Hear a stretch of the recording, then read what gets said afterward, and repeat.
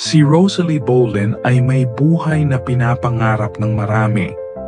Bilang asawa ng isang kilalang abogado sa Tampa, Florida, at ina ng 4 na anak na babae, siya ay iginagalang sa kanyang komunidad dahil sa kanyang dedikasyon sa kawanggawa at hustisya.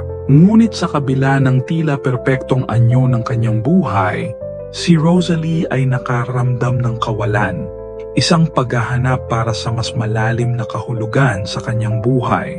Ang kanyang paghahanap ng layunin ay humantong sa kanya sa pagiging isang mitigation specialist, tumutulong sa mga bilanggo sa death row. Layunin niyang hanapin ang sangkatauhan sa mga taong hinatulan na ng lipunan at tuklasin ang mga salik na maaaring magpabago sa pananaw ng sistema. Sa trabahong ito, natagpuan niya ang landas na magbabago ng kanyang buhay. Isa sa mga kasong kanyang hinarap ay ang kay Oscar Ray Bolen Jr., isang lalaking kilala dahil sa brutal na pagpatay sa 3 babae sa Tampa noong 1980s at konektado sa ika-4 na pagpatay sa Texas.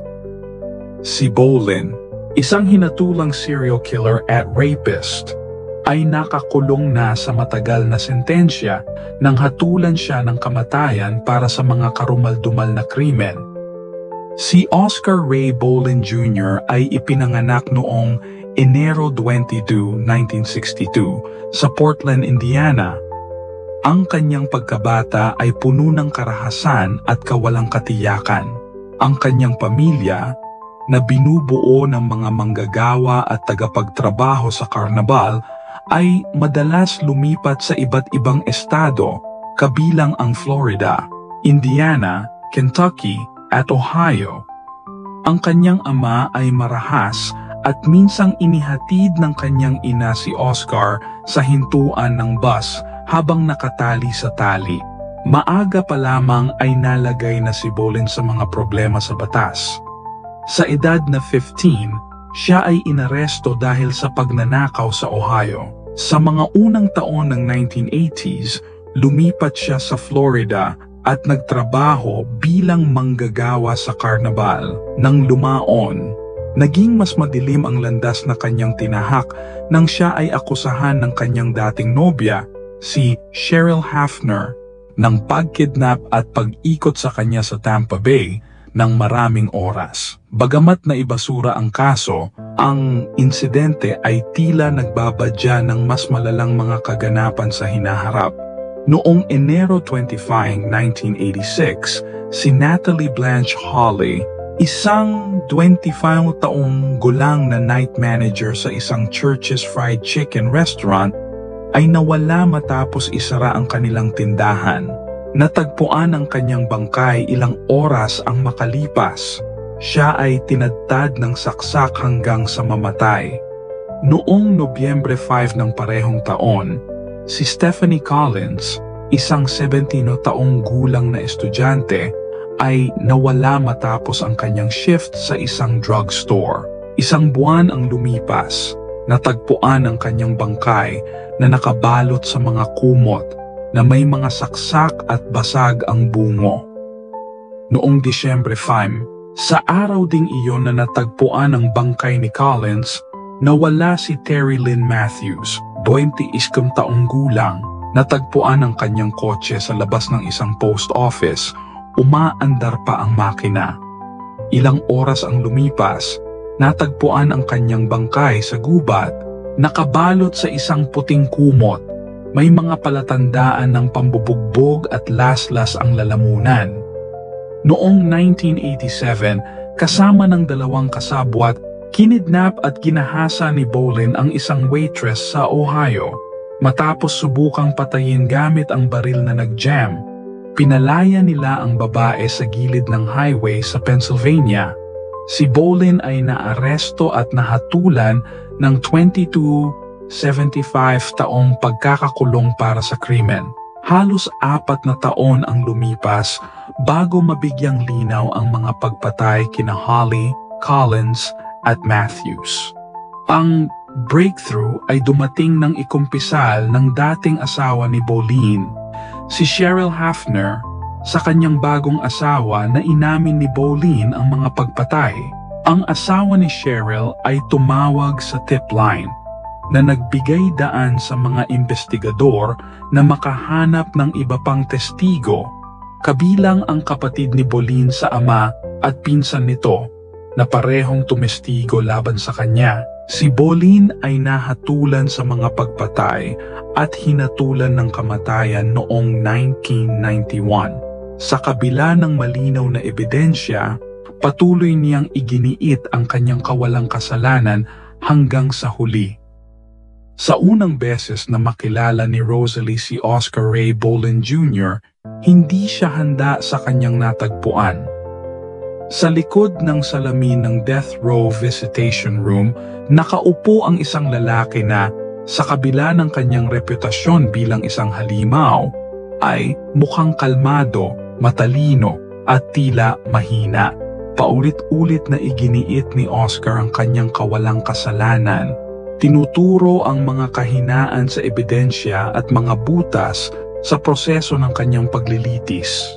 Hindi bulag si Rosalie. Alam niyang maraming mga bilanggo sa death row ang nagpapahayag ng kawalang kasalanan. Ngunit habang mas lalo niyang sinisiyasat ang kaso ni Oscar, nakita niya ang mga puwang sa kwento ng prosekusyon.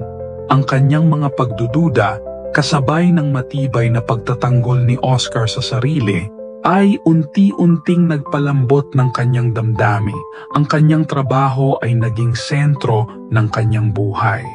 Ang mga gabing ginugol sa pag-aral ng mga record ng korte ay nauwi sa madalas na pagbisita sa kulungan.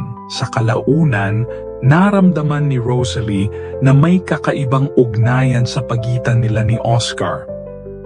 Hindi nakaligtas ang lumalalim na relasyon ni Rosalie kay Oscar sa mata ng kanyang asawa. Galit na galit si Victor, isang matagumpay na abogado, nang malaman ang kanyang koneksyon sa kaso. Paano mo maisusugal ang lahat para sa isang tulad niya? Tanong ni Victor. Ngunit si Rosalie ay tila hindi mapigilan. Para sa kanya, si Oscar ay higit pa sa mga krimeng ipinataw sa kanya. Isa siyang taong biktima ng isang sistemang hindi perpekto, isang tao na nagbigay sa kanya ng layunin at bagong kahulugan sa buhay. Noong 1996, iniwan ni Rosalie ang kanyang kasal at pinakasalan si Oscar Ray Boleyn Jr. sa isang maliit na seremonya sa loob ng Florida State Prison. Ang desisyon ay sinalubong ng gulat at galit. Tinalikuran siya ng ilang kaibigan, nahirapan ang kanyang mga anak na intindihin ang kanyang ginawa at tinawag siyang delusional ng media. Sa kabila ng lahat na natiling matatag si Rosalie, ibinuhos niya ang kanyang panahon at yaman sa mga apela ni Oscar, kumuha ng mga eksperto sa forensics, naghain ng mga apela at nagsalita laban sa parusang kamatayan. Sa kabila ng lahat ng pagsisikap ni Rosalie, patuloy na nabigo ang kanilang mga apela. Matapos ang halos 3 dekada sa death row, itinakda ang petsa ng pagbitay kay Oscar noong Enero 7, 2016. Sa gabi bago ang kanyang pagbitay, in-interview si Oscar ng isang lokal na istasyon ng balita, kalmado at matatag. Muli niyang inangkin ang kanyang kawalang kasalanan at tinawag ang pagbitay bilang isang pagpapalaya mula sa halos 30 taong pagkakakulong. Ginugol ni Rosalie ang kanyang huling oras sa bilangguan, nakaharap sa salamin na naghihiwalay sa kanila. "Mahal kita," sabi ni Oscar. "Salamat sa paniniwala sa akin noong walang ibang naniwala." Eksaktong 10:16 p.m. EST, si Oscar Ray Boleyn Jr. ay binitay sa pamamagitan ng lethal injection. Ang kanyang huling pagkain ay rib-eye steak, baked potato, salad, garlic bread, lemon meringue pie, at Coca-Cola. Tumanggi siyang magbigay ng huling pahayag. Matapos ang kamatayan ni Oscar, ipinagpatuloy ni Rosalie ang kanyang trabaho bilang mitigation specialist. Ipinanlalaban ang hustisya para sa mga nasa death row at tinutuligsa ang mga kahinaan ng sistema ng hustisya. Para kay Rosalie, si Oscar ay hindi lamang isang hinatulang kriminal. Isa siyang taong nagbigay sa kanya ng layunin at nagpakita ng kapangyarihan ng pagmamahal at habag sa harap ng matinding paghatol.